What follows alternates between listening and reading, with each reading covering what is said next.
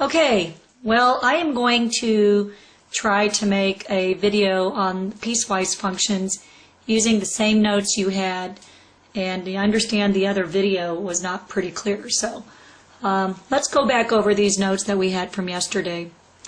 Here we have a piecewise function is a function that's represented by a combination of equations. If you look at this absolute value graph, it's really a graph that has two linear pieces.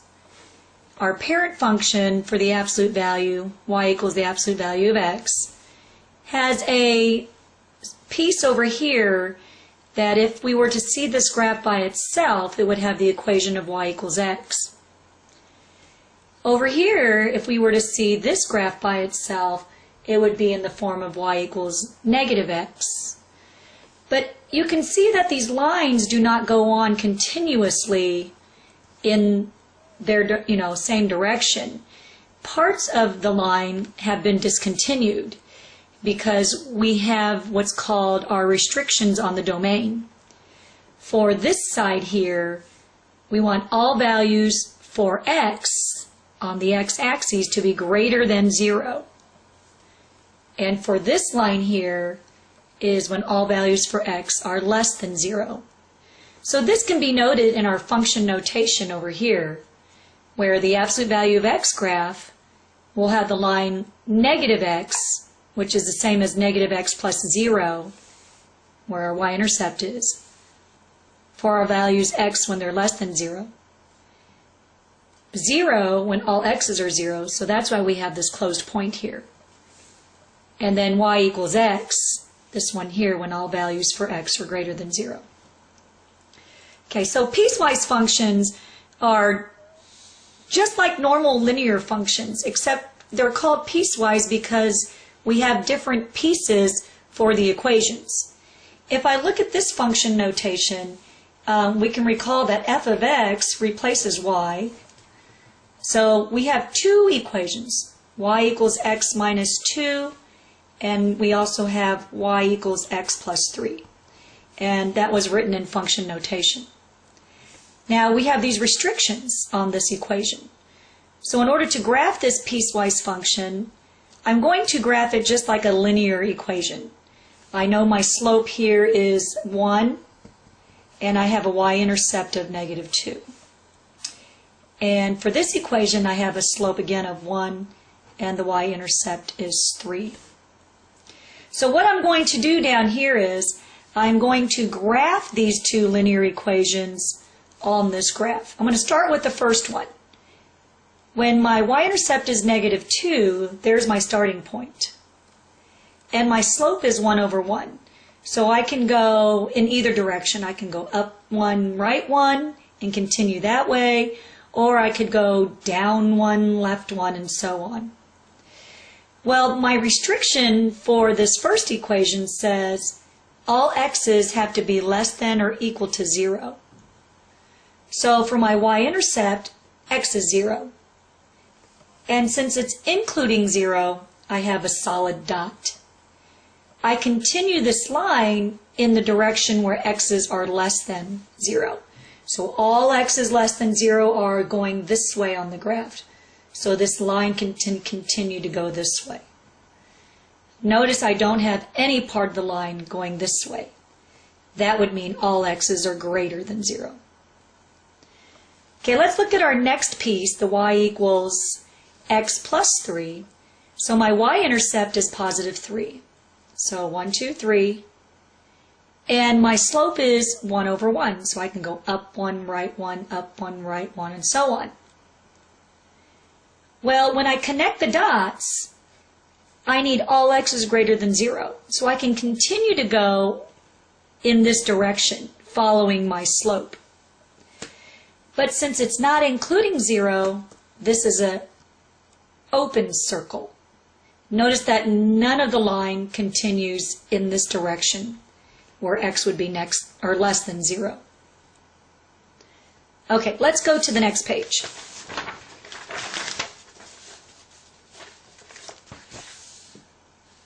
Set that to focus. All right, so here in the previous video, I think the person was trying to, show you instead of having multiple parts on a graph, let's do one at a time. So in my linear function here, y equals x plus 2, my y-intercept is positive 2, and my slope is 1 over 1. Now, my domain, though, I want all x is less than negative 2. So I don't want to show this dot because that's when x is 0. But I do want to show the graph when it extends from this negative 2 all the way to the left. So I'm going to put a point here, and I'm going to follow my slope as positive 1. So I go right up 1, right 1, or I can continue to go down 1, left 1. And I'm going to keep going this way because I need all my x's less than negative 2.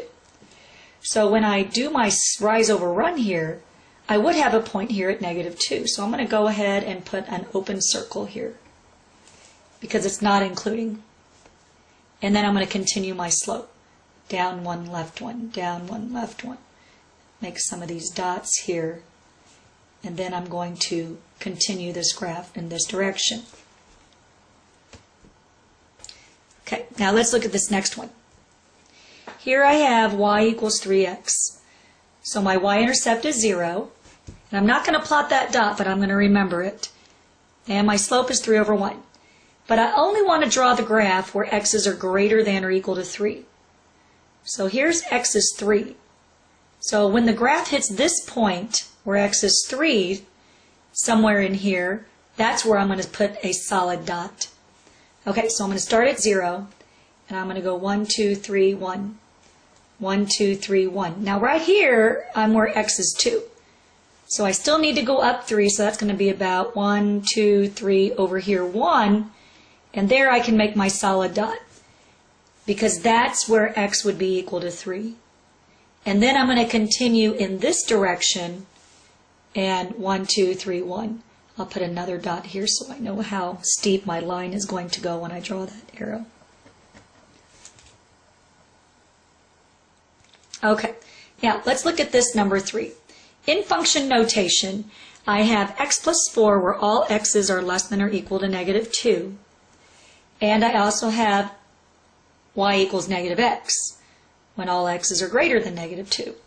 So I'm going to have two lines or pieces of lines on this graph. I'm going to start with this one, positive 4. 1, 2, 3, 4. Whoops, maybe I shouldn't have drawn that dot. Okay, I can't see it. And my slope is 1 over 1, so I can go this way. But notice my domain says I only want values of x that are less than or equal to negative 2. So I'm going to go this way until I get to that negative 2. So I followed my slope down, and I do hit this point here where x is negative 2. And I made it a solid dot because of the equals. I'm going to go ahead and continue in this direction and draw my arrow. If I had a ruler, that'd be a little straight. Okay, now my next one, that's like y equals negative x plus 0. So my y-intercept is here. But we only want values that are greater than negative 2. My slope is negative, so I'm either going to go down 1, right 1, or I'm going to go up 1, left 1. So I'm going to go up 1, left 1, up 1. Well, here's x is negative 2. So I want all the values that are going to be greater. So my graph is going to have to extend this in this direction. Notice it says x is greater than negative 2. But in the earlier function, it also included negative 2. So that kind of trumps the open circle. Okay, so I'm going to go back here and do my slope of negative 1. And I can extend my graph all the way in this direction, because this would be all the pieces when x is greater than negative 2. Okay, let's move down here. I'm going to bypass this number 4, but I would like for you to try it and then show me. But let's reverse this. Let me look at number 5. And let's go ahead and write the equation or the function rule for the graph that's already written. So I'm going to put f of x in function notation. And I'm going to use this little, the brackets or the brace. And I have two equations, so I'm going to have two functions here. Let's go ahead and look at this one first. this was a straight line all the way across the graph. What do we know about horizontal lines? Are these equations that have both x and y? Is it just x equals something? Or is it just y equals something? Well, if I put ordered pairs on all these lines, I do know that no matter which way I go x, that changes, I always go down y the same amount. So that means all y's are -2. So this replaces my y's equals, so my first function is -2. Now, it doesn't go across the whole plane, so I have a restriction. All y's are -2 when? Well, x is -1 with an open circle and going on and on in the negative direction. But x is not going to be positive, or not even 0. So all x's have to be less than -1. Okay, now let's look at this one. I have a y-intercept, I'm going to put that over here and create my equation of 0. My slope looks like it's up 2 over 1, so that's 2 over 1, which is 2. So the equation of this function would be y equals 2x plus 0, or just 2x. But what are my restrictions? Well, there's nothing over here on this side of the graph continuing when x is negatives. But I see that the graph continues in this direction, so that means all these x values have to be positive. So since this is a solid dot at 0, x can be equal to 0 and greater. So my domain, x is greater than or equal to 0. Okay, I hope you got a little bit better lesson for this right now. I'm going to leave you with this worksheet. Try the other ones, and if you still do not get it, go ahead and access the next video I will make for the rest of the packet. Thank you.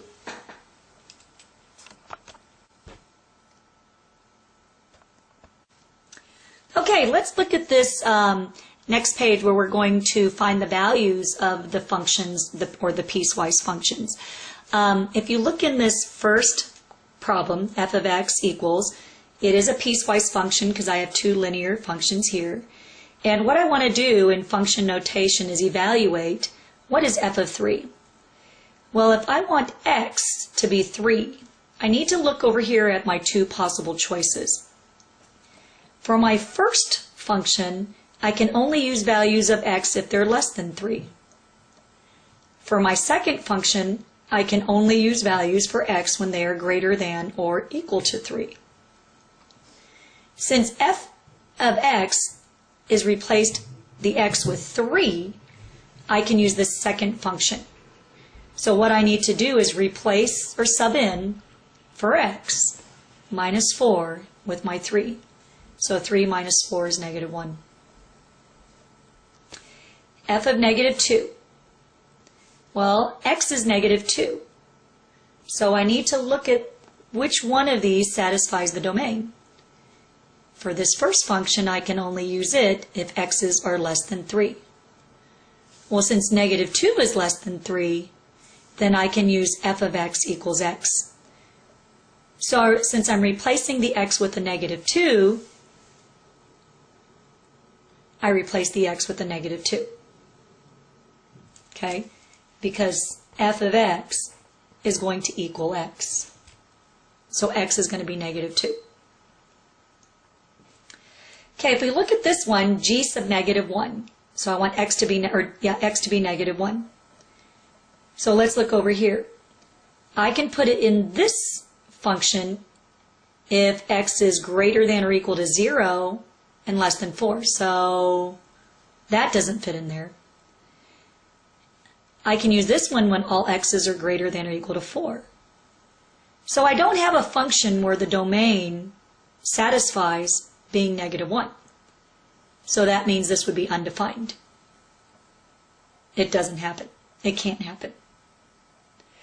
If I look at this g sub 4, if I look at this first one, I can use x's if they're greater than or equal to 0 but less than 4. The second one says I can put it in this function if x is going to be greater than or equal to 4. So if g of 4, that's equal to 4, I put it in this expression. Okay, so I'll write over this. So I have the square root of x minus 3. So x is 4. So I have the square root of 4 minus 3, which is the square root of 1, and that is equal to 1. Okay, now you go ahead and try these. Let's look down here at this other example of writing piecewise functions from graphs. In the last video, the instructor said, if you want to extend these lines, you can do so, but then erase them later. Or we can go ahead and follow the trends. Now, since I have 3 piecewise functions, I'm going to have 3 functions written in function notation. Okay, now I'm covering this up so we can create it together. Let's look at this one first. I'm going to find the slope of this line. And I see that the slope is from distinct point to distinct point. Looks like -1 over 1, down 1, right 1. So I would say my slope is -1. If I continue this pattern, this line would eventually cross the y-axis. So my b would be equal to 0. So my first function in function notation, I would have y equals, here's my y replacement, function notation, equals -x plus 0. So I can just say -x. But I have restrictions. I do have a closed dot here where x is -2. This graph continues in this direction where all those x's are going to be less than -2, including -2. But the graph does not continue this way. So my restriction would be all x's have to be less than or equal to -2. Let's look at this one here. I'm going to see my slope and my y-intercept. If I look at my slope from this point to this point, I can see that I rise 2, run 1, rise 2, run 1. So my slope is going to be +2. My y-intercept looks like it's 0. So the equation of my line is y equals 2x plus 0. So I can just put 2x. Now let's look at our restrictions. This line goes forever this way as x are getting bigger. It starts here. The x value for this point is -1. Since it's solid, we will include -1. So all x values are -1 and greater. So x is greater than or equal to -1. Now my last piece here, if you notice I have 2 open circles. Well, I'm going to do the same thing. I'm going to figure out the slope and I'm going to figure out the y-intercept. My slope is 1, 2, 3 over 1. So it's a 3. And if I were to continue the trend, I would be able to find my y-intercept. So 3 over 1, 1, 2, 3 over 1. And it's going to hit the origin. So my y-intercept is 0. So the equation for this line is y equals 3x. But I have to look at my domain restrictions. Well, let's look at the x values for this piece. Well, starting here, the x value would be -2.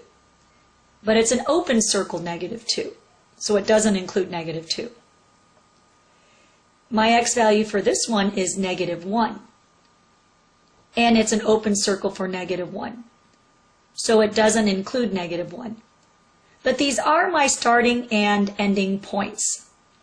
So I could say negative 2 is less than x, which is less than negative 1. Notice I put that in order like a number line from least to greatest.